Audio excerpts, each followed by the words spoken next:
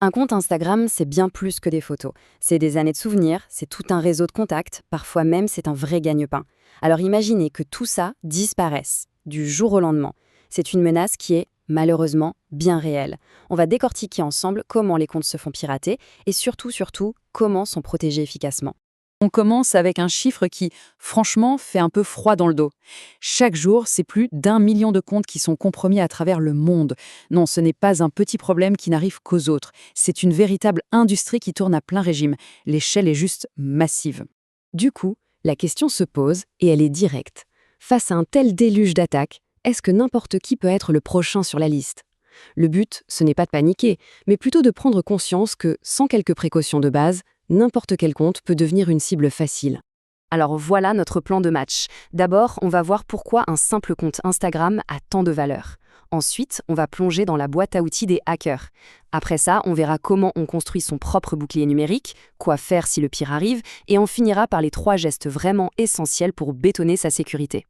Vous savez, on se dit souvent « bof, mon compte n'intéresse personne ». Et ça, c'est une erreur de jugement.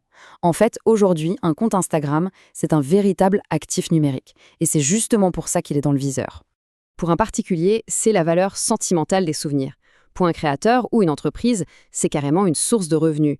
Et pour un hacker, eh bien cette valeur, il la monétise. Il peut revendre le compte, s'en servir pour des arnaques ou même faire du chantage. Le point à retenir, c'est que chaque compte, absolument chaque compte, a une valeur qui peut être exploitée. Bon, maintenant, passons aux méthodes. Comment font-ils concrètement?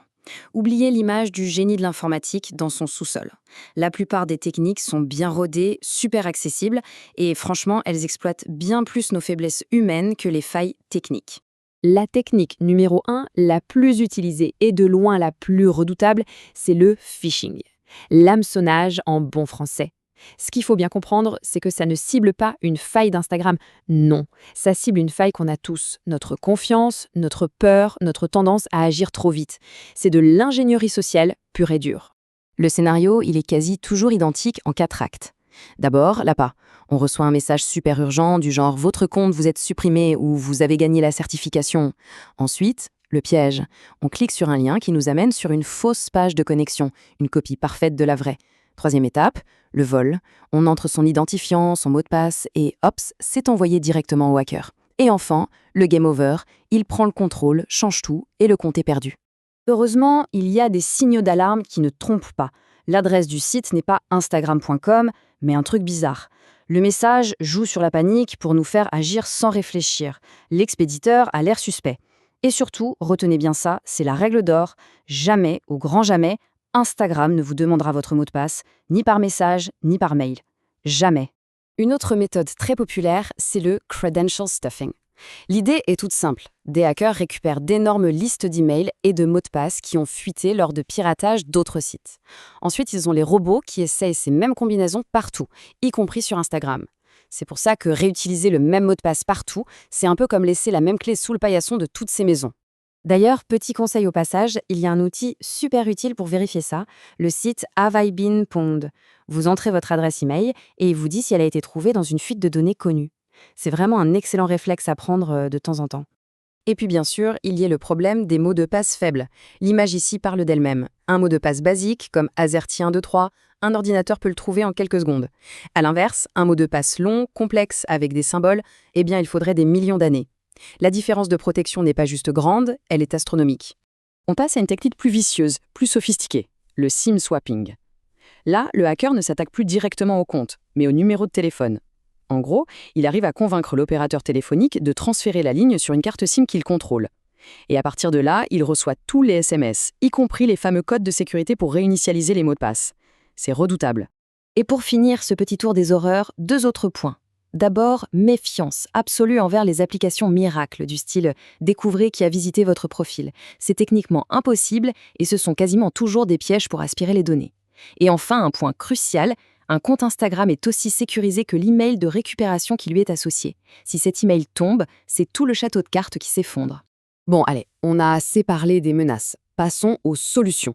Parce que la bonne nouvelle dans tout ça, c'est que se construire un vrai bouclier numérique, c'est totalement à la portée de tout le monde. Il suffit juste d'adopter les bons réflexes. Voici la checklist de sécurité. Un mot de passe costaud et, j'insiste, unique pour Instagram. Activer l'authentification à 2 facteurs et de préférence avec une application, pas par SMS. Faire le ménage dans les accès donnés aux applications tierces. Activer les alertes de connexion pour être prévenu au moindre doute.